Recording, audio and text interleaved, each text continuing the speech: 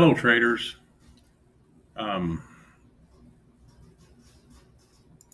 gonna make sure I'm on the right screen here. Okay, I want to talk to you about pre-market highs and lows, and a little bit about the video I posted yesterday and then deleted, and why I deleted it. But I will visit with you just a little bit about that. Okay, so this morning we'll focus on this little section right here of the NQ. You can also do it on the ES if you want. This is 7 a.m. right here. So you could just copy this one and put it over there for that one. But ICT, I've listened to him since April of 2024. I've been listening to him, and I've learned a lot about his strategies. I don't know them all. He's got a lot of them, but I know some. I do know some. Okay, so this is a 7 a.m.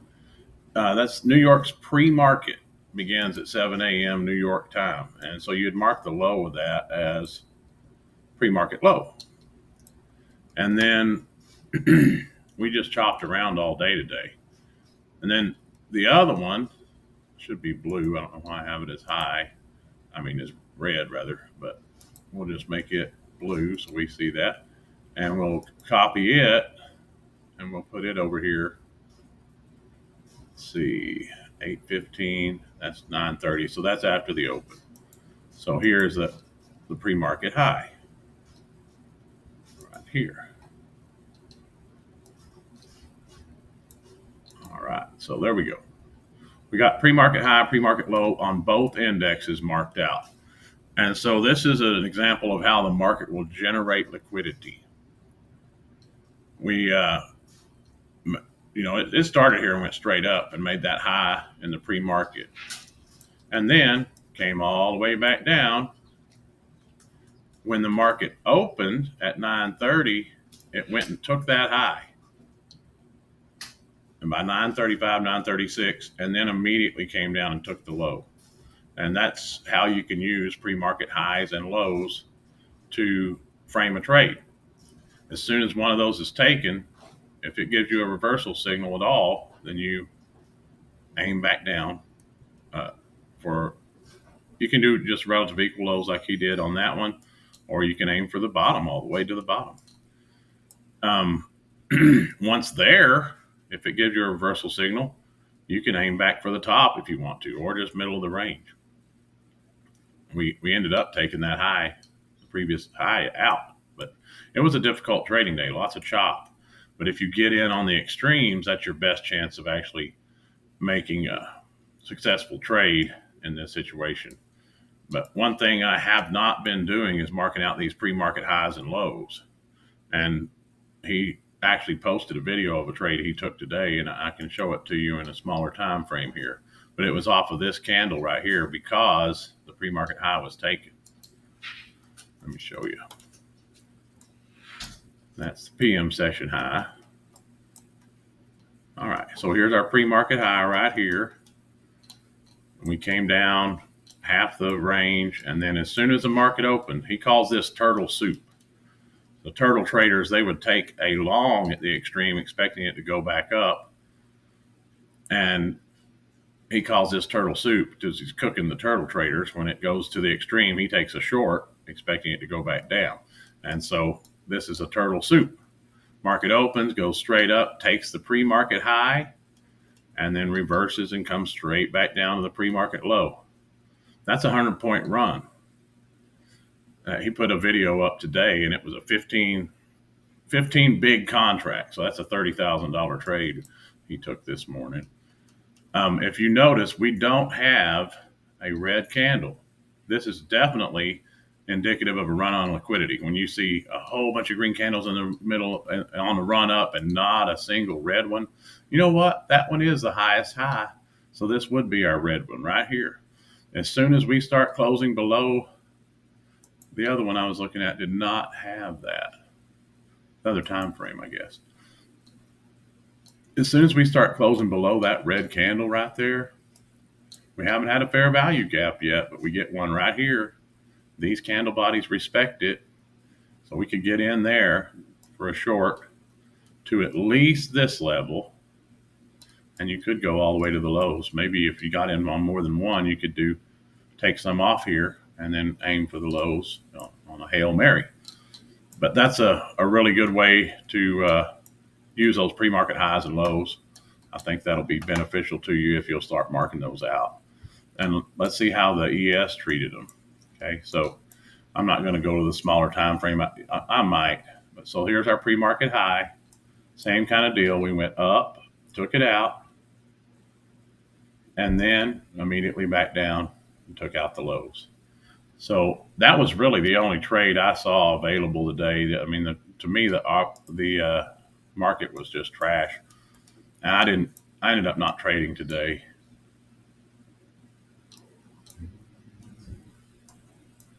Let's see what we got here. How next high? Okay, so we need pre-market high right here. Get rid of that. We don't need it. So we'll just take a peek to see what kind of signal ES put up. There's our pre-market high right there, and this is our run on liquidity. I felt the markets were a little bit out of sync today because this is that run on liquidity for ES, and you can see lots of up and down red candles and everything where NQ just went straight up. It didn't have a whole lot of chop. And I think the run on liquidity is this red candle. It is. So you would have to use the base of it as your breaker. And do we even get a fair value gap? Not really. We get some volume imbalances. That's usually, I mean, if it doesn't come back and fill those in, I mean, you could take a trade there, I guess. But we don't get our first fair value gap all the way till here, and the run's nearly done by then. The lows have already been taken for sure. So if you know a different way to get in way up here at the top, and that's pretty good sized candle for ES. It's over 5 points.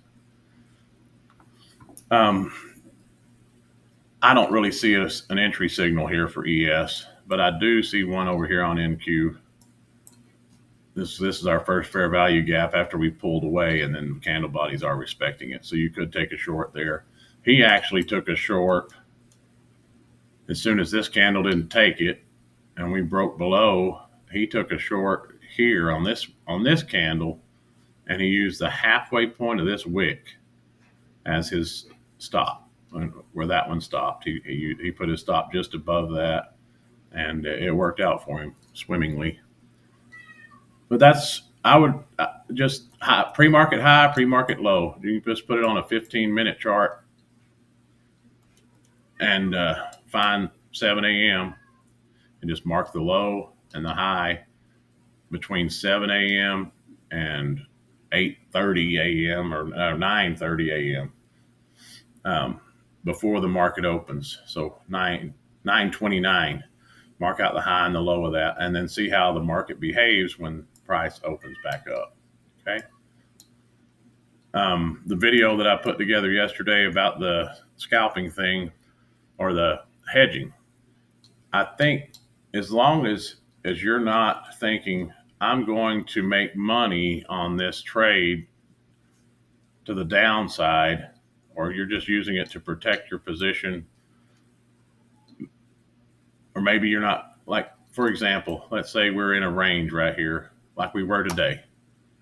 We're in a 15-minute range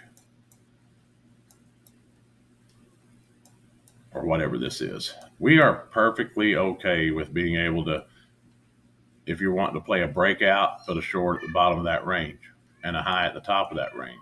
And you're perfectly okay to switch those over here.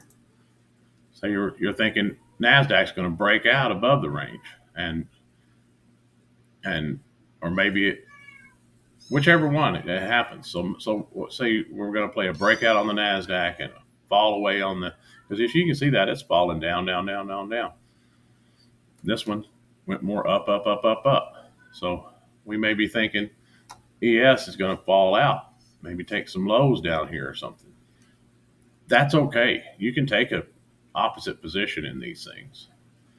What you can't do is take opposite positions solely for the purpose of hedging. So if it's just part of your regular trading plan, it's perfectly fine. But if you're doing it for the purpose of hedging, Topstep does not want you to do that. So if you ever do that, make sure it's part of your regular trading plan. I think there is some potential in playing a breakout to the downside if you're long Nasdaq and putting a stop order. Like say I was long Nasdaq right here. I'll just go ahead and put a position on. I was long right there, Nasdaq. Okay. And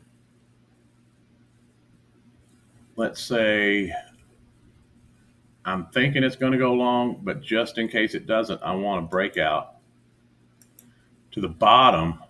I'm going to sell to ES if it decides to break out to the bottom. That is perfectly okay. You're going to have to kill this at some point. You can let your stop loss do it, or you can move your stop loss a little tighter. I don't know what you do, but you can get your stop loss out of there.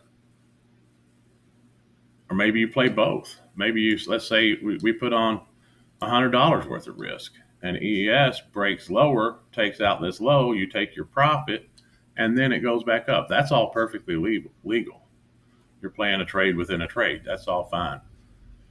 What you don't want to do is what I was saying yesterday, where you just take one long, one short, and you see which one works out the best. That's more like a hedge type of thing, I guess. I haven't seen a clear definition of hedge and what could get you in trouble with a hedge. So you'll, I don't know. We'll have to figure that out.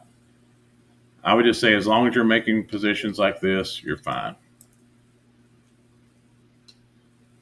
But I'm not going to risk it because I need my Topstep account. Remember to be kind to yourself. Be kind to one another. I love each and every one of you. I hope this information helps you make a whole bunch of money in the future. And until next time, trade well.